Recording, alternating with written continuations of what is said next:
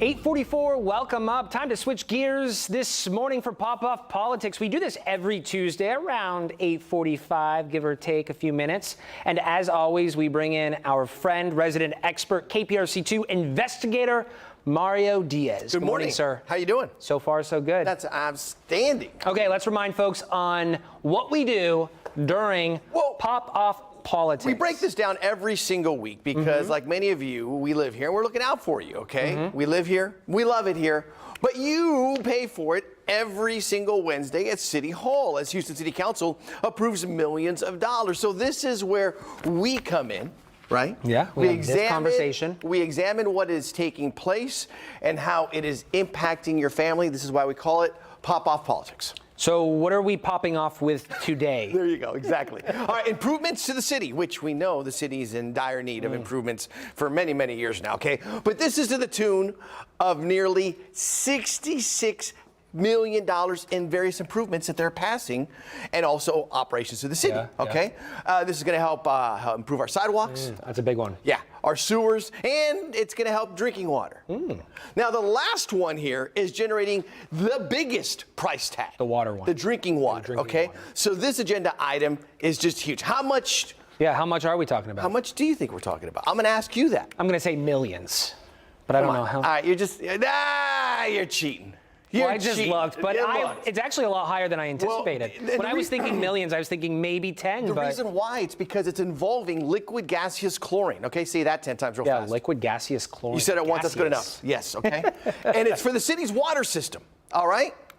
It's agenda item number 12. Let's walk. Let's walk. Brentag Southwest Inc. for supply of liquid gaseous, say it, Jack. Liquid gaseous chlorine, Mario. That to the city of Houston Public Works, 3 years with 2 one-year options, $54 million. $383,742. Yes. That's a lot of money. That's part of the enterprise fund, okay? And the reason here is that this is, because a lot of people want to, what is this all about? Yeah, right? what do we know about this? All right, it's because it's the sole bid that was received on the 9th of May this year. The sole bid? Yeah, sole bid, but it's for 36 months. With 2 one-year options, and it consists of the approximately 42 million pounds. More than 42 million pounds. Yeah, you can say that. Liquid gaseous chlorine, there it is again, which will be utilized daily to help keep the city's water drinking supply safe. Good. Yeah. Yeah. It's to disinfect and treat potable water to meet in order the ongoing operational needs. You know, chlorine obviously is essential to maintain the compliance of our drinking water, according with TECQ. That's the big company that oversees all the chemical stuff in the state. Anyways, as well as the EPA. So water quality is the big one for this one. Yeah, so at the center of this, safety, right? Talk to us a little more about gaseous chlorine. Do we want to talk a little more about it, or no? No, we're not going to talk about that. We're going to switch it up. Okay. All right. I appreciate, though. He's had enough. Yeah, I have.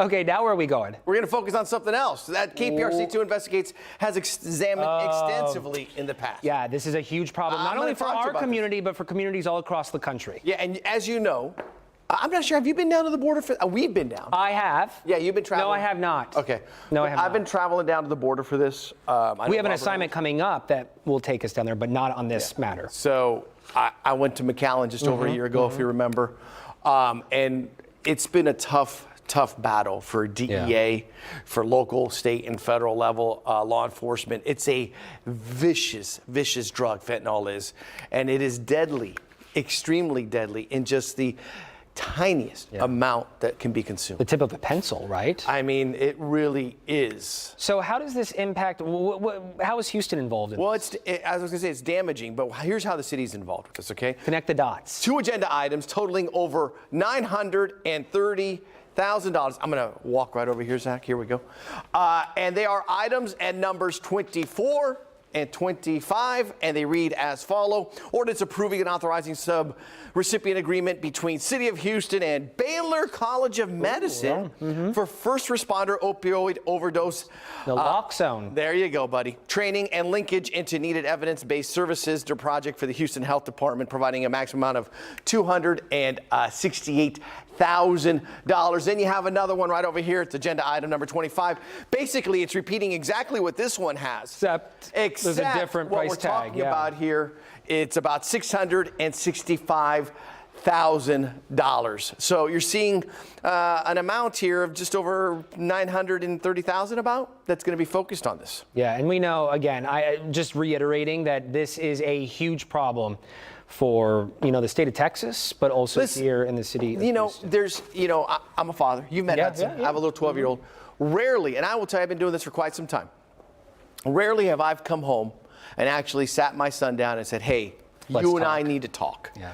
I did it last year. Serious. I did it last year after the border because it just scared me completely. This drug, because so many kids and adults have overdosed thinking they were taking, someone gave them a prescription. It could be Tylenol. as innocent as Tylenol for a headache. Yeah, and it's not really Tylenol. Someone says, hey, it's Tylenol. Hey, this is Tylenol. Yeah, and then they didn't realize you don't they're know getting where something it came else. from. Right. Exactly. On Saturday. So Hudson is now into 60 Minutes. How did that happen? So he's been watching all of these 60 Minutes episodes. It's a great show on a different time on a different network. But they did a whole thing on fentanyl. And as soon as that episode was over, it was Saturday, my wife and I sat him down and we did the conversation all over again. And it's that type of, and I've talked to so many experts about it in law enforcement, you have to have these conversations with family members about this, especially the littlest ones. But it's so challenging as a parent to sit there and tell your child why. And, he's asking all these questions. These two things are to help prevent deaths in the city of Houston. And what's really crazy is that I've done so many stories since I've been here in Houston about this right here, naloxone, and how it's being administered, or at least accessible to school districts. And we're talking about elementary schools as well. And this is for the health department's project that they have. And it's to help for the training within various members of first responders. So it's a great thing to see. The city needs it. Yeah. Many other cities can use this type of support and services. Yeah, absolutely. Good points. Okay, as always, if you have a question, if you have a concern, and you want to reach this guy, you can call him, you can email him. Right there. Mario, what is it? Oh, it's mdiaz@kprc.com. Mdiaz. Holy smokes. I know, I'm on a streak. That might be the first time you nailed that. Yeah, my vision's improving. I've been eating more carrots. It's been working out. But no, seriously, reach out to us. Yeah. We're always asking questions that many of you have. Yeah. It's what KPRC2 Investigates has been doing here for years. We uncover things on our own, but at the same time, there are times in which you are emailing us with some tips, and we follow up on them. Okay, good stuff. As always, Mario, thank you.